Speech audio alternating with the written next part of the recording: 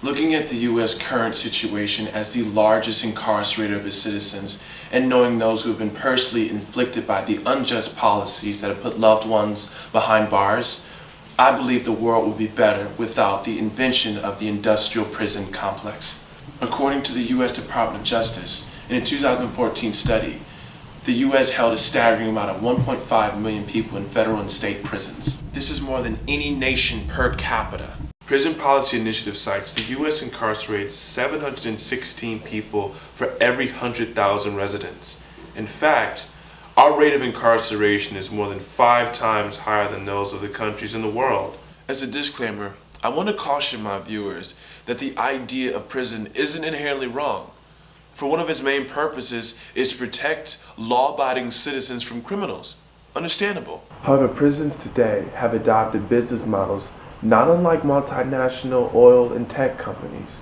Where these other industries produce lifeless goods for monetary gain, prisons commodify life itself. In fact, there are even major private prison corporations that are being traded on the New York Stock Exchange, like the Corrections Corporation of America and the GEO Group. These two companies are both valued at over $1 billion and share a shady history of lobbying for long jail time for minor nonviolent offenses, cool treatment to inmates, and countless other fraudulent acts. Unfortunately, the Corrections Corporation of America and the GEO Group are not alone. There are countless other prisons that are notorious for their ill treatment of their inmates, like the Pelican Bay State Prison, which their inmates led a 60-day hunger strike in protest because of the prolonged solitary confinement for alleged gang members. Not to mention how much money goes into paying for prisons.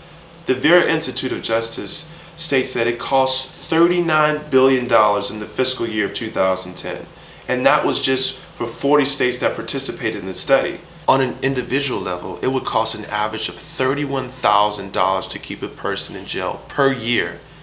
I mean, I can think of other things to do with that money, like pay for my overly priced college tuition. I'm sorry.